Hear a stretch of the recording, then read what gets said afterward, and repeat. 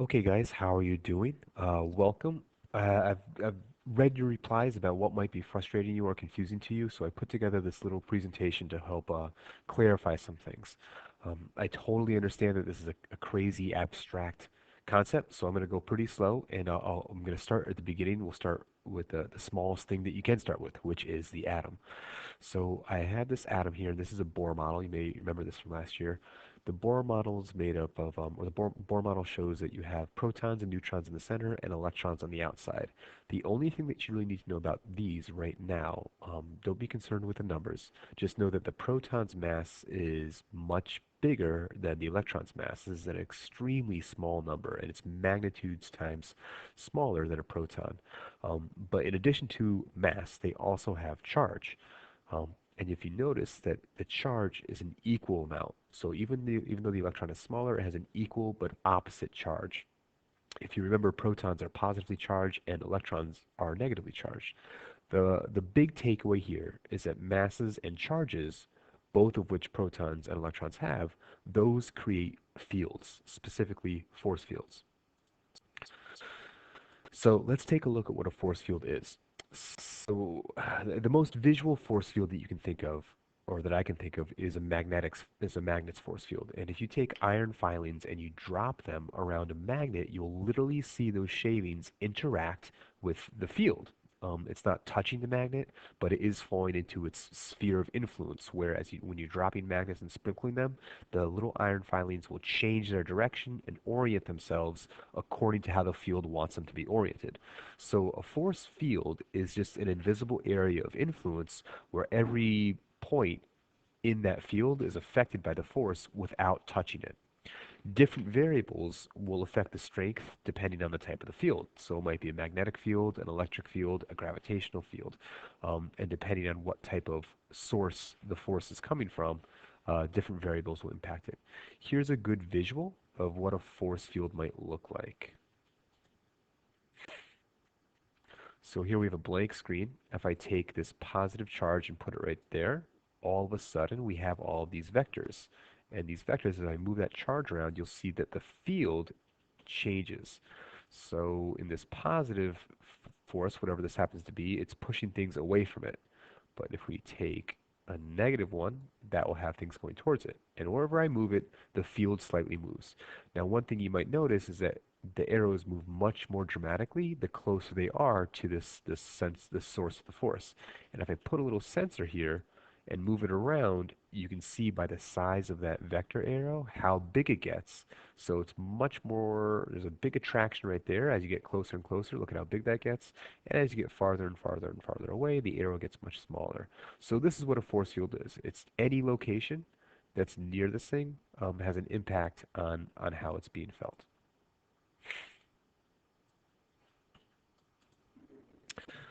Okay, let's go back here.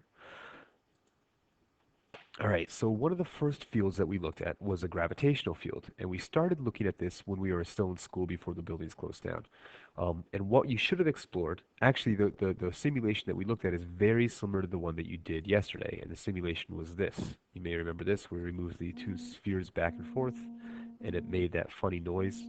Um, Turn that off, actually. So the mass, you can increase the mass of the different spheres and you increase their distance. So that's how we figured out what influences a gravitational field.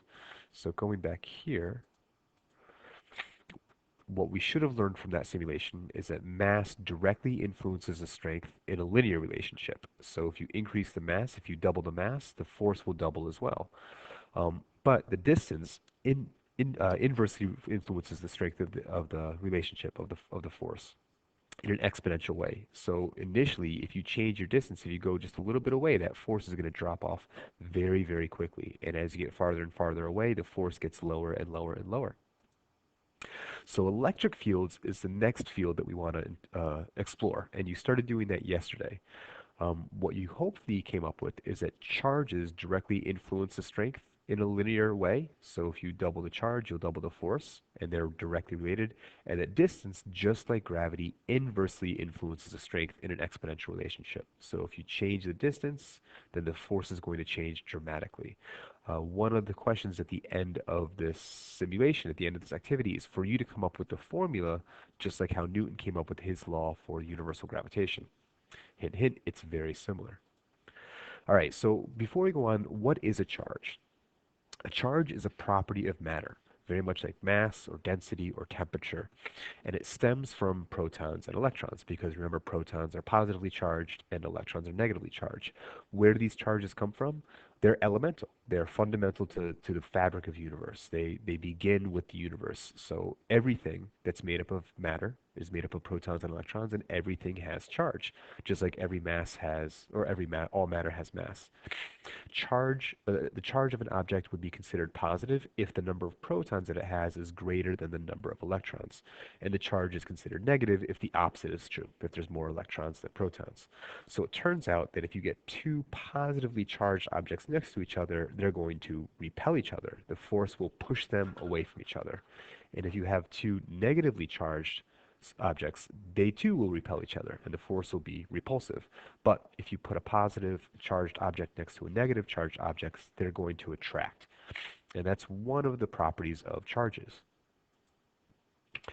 The next thing we should learn about charges is the unit. So all properties have units so that we can measure them. And the unit of charge, or the unit for charge, is called a coulomb. And it's represented by a big C, but if you write it out, it's lowercase c. 1 coulomb is equal to 6.25 times 10 to the 18 electrons or protons. So one of these negative or positively charged particles. That number is this many. It's a huge number of electrons or protons. Now, typically charges, when we talk about charges, we're doing so in terms of providing electricity, which is done through electrons. So normally a coulomb is associated with electrons, but if it's a positively charged, you can describe a positively charged object using coulombs as well, and it would be referring to its proton count. Current is something else we talked about recently. Current is the rate at which charge moves. It's measured in amps. So here's this little uh, image right here, this little E represents 1 coulomb of electrons. So this many electrons. And it flows through a direct current wire. And let's say this light bulb needs coulombs to light up, to turn on. So this coulomb of energy comes out of the wire, it flows down here, and it's flowing like water flows in a stream, and that's why it's called current. One amp, if this light bulb drew 1 amp of power, that would mean that it would be consuming 1 coulomb of energy, or 1 coulomb of charge, I should say, 1 coulomb of charge every second. So every second, this would be going in there. That's a very intensive light bulb. Most light bulbs do not come close to drawing 1 amp, but I guess that would be a very bright light. The other thing about charge is that unlike mass or other properties, we don't typically think about it. We don't think about those charges. Most of the time, the objects that you come across in daily life, the ones that surround us, your calculator, your pencil, the table, the floor, these things have an equal number of protons and electrons and would be considered electrically neutral. And this makes for boring interactions that go unnoticed in everyday life because if you touch the table or if you touch your keyboard, nothing happens. You're not pushing it away and it's not being attracted to you. Um, and if you look at my John Travolta right here, John Travolta, get it? Okay, John Travolta, if he comes by and he's got an equal number of protons and electrons and he's going to his Chevy Volt, which is also equally neutrally charged, nothing's going to happen. He'll be fine. He'll just get into his car and drive away and have a great day. But let's say John Travolta decides to walk across a rug. Put these electrons on the rug. So as Travolta walks across this rug, his feet scrape up against the or scrape against the fibers in the rug, and they actually will pull electrons onto him. And he will now become negatively charged because he will have more electrons than protons. And the second he gets close to something that is grounded to the earth, which is now has a net positive charge, those electrons will leave his body in a very violent fashion and they'll flow right back down to where they're supposed to be. And we know this is static electricity. That's what happens when you touch a doorknob or something metal that's grounded to earth. You've accumulated electrons that weren't with you before. You're carrying them with you, and then they will rush out of your body and get back to an equilibrium. And this is how lightning is produced as well, except it's a much stronger buildup of electrons. Speaking of moving electrons, when electrons move, a current is created by a moving charge, they have this interesting side effect where they create a magnetic field surrounding the wire. This is something you read about in your textbook the other day, and it was discovered by Hans Ørsted in 1820. So if you have electrons flowing through this wire, you have a charge flowing through, making a current, then what's going to happen is it actually produces a magnetic field surrounding the wire like this. So here's the electron flow going like that through this wire, and then you have this field that spins around. About a decade later, someone decided to kind of reverse that experiment, and they took a magnet and they put it through, they kind of ran it through a coil like this, a coil of wires. And what they noticed is that when the magnet was running through the coil, it would induce electricity in the wires. It would actually push the electrons and create a current. That was discovered by Michael Faraday in 1831. So that was the point of the textbooks that you were reading the other day. Because of this interconnectivity between electricity and magnetism, it's united into one fundamental force that we call electromagnetism. It's the only force that can repel. All the other ones are purely attractive, and it's much stronger than gravity in short range, but much weaker than gravity in long range, as long as the masses are really, really big. So I hope that clarifies a lot of the concepts. Oh, this one, I've got a couple questions about the micro symbol. So this kind of like flipped U is a Greek letter mu, M-U-U.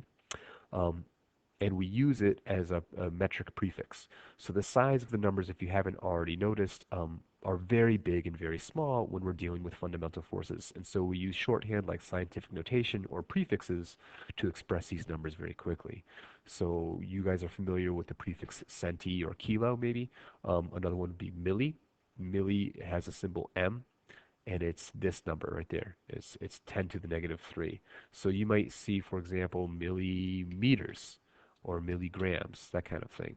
Um, Micro is a millionth, so that means 10 to the negative 6. And specifically with charge, we have a lot of micro coulombs or micrometers.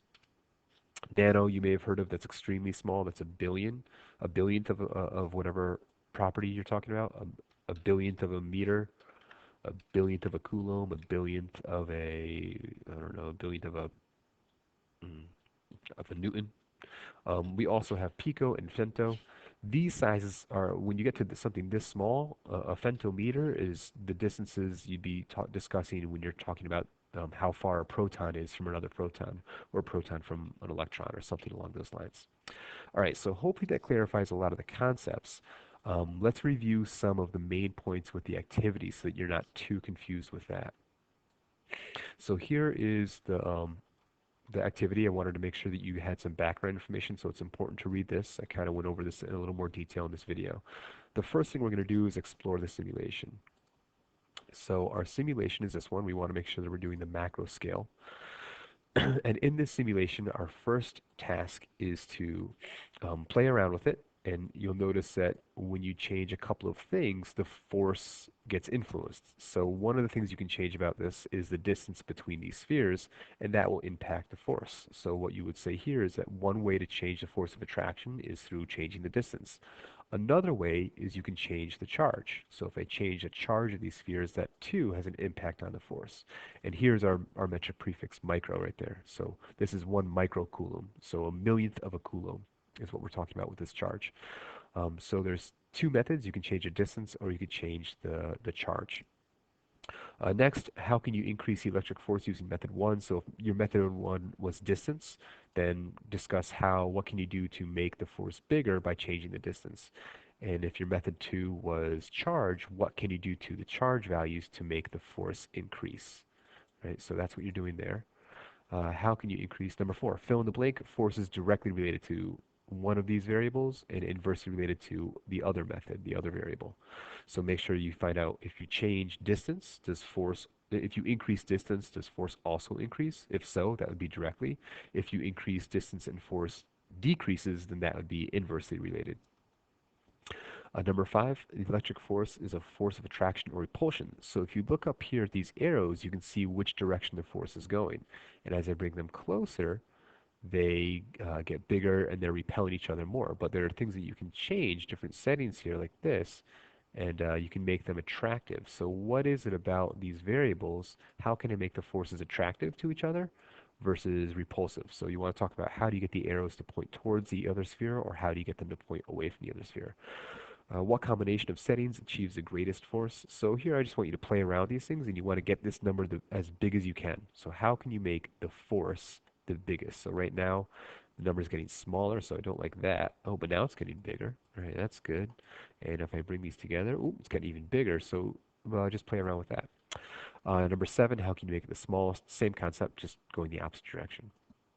All right, number eight, just following these directions, you're going to place the left charge at 0, and you'll place the right one at 2 centimeters.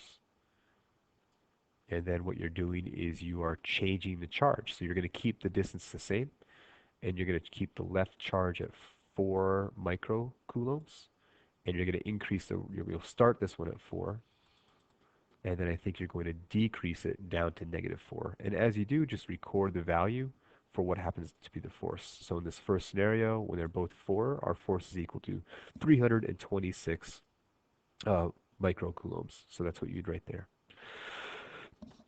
Next up, now in this ninth question, you're going to change you're going to change the distance. So you want to set both, what is it? Set both objects to 4 microcoulombs and place the left one at 0 and move the right one various distances. So you just move this guy back to the different centimeter markings and really record the force value as you do. Then just graph what happens and you should see which one is related linearly and which one has an exponential relationship. That's question 10. All right, question 11, we're almost done here. Question 11, you are trying to use this formula, which is Newton's law of gravitation, as a guide for writing Coulomb's law of electrical attraction or electrical force. So there's 5 variables here. The force of gravity, our gravitational constant, first mass, second mass, and the distance between them. And likewise, there are 5 variables here. So it shouldn't be too much of a stretch for you to figure this out. It's kind of identical. They're very, very similar formulas. I just want to see if you can kind of rewrite it on your own. Once you have that formula written down, I'm giving you some things. You have a first charge, a second charge, and a distance. You know the constant, or you have to look it up, and then you'll plug those numbers in, and you'll find the force between those two charges. Lastly, let's talk about this calculator. So coming up is one more calculator that I'm going to have you guys build, but it's not that tricky. And again, the formula is very simple. So you'll be able to make a copy of this tomorrow. This first table is identical to the force calculator that you've already made, and it will be coded for you. So if you have a mass, we'll say like Romeo's mass, and you have Juliet's mass, um, and you know the distance between them is maybe a quarter of a meter, 0.25 meters, then you can find out that the force of attraction, they are really attracted to each other by 0.12345 uh, 0.0000513 newtons. So it's a very small force of attraction between them. But using the code that's in this calculator, I want to see if you can figure out how to code these cells down here. So that's kind of what the last question has you do. If you can't figure that out, that's no big deal. We'll work on that in our following class. But I just want to see if you can figure out how it works. By the way, this is not the code. So if you type in 899E plus 09, that's not the code. That's just the value that's coming up there. Same thing with here. That's not the code that you'd want to write in there. That's going to depend on this. So if I change this number, that's going to change. So make sure that you code that correctly. Okay, if you have any questions, I'm around. Email me. We can set up a Google Meet or something if you want to FaceTime or if you want to have like a one-on-one meeting. But best of luck, and I'll see you guys, or I'll talk to you guys, or I don't know. I won't see you. You get the idea.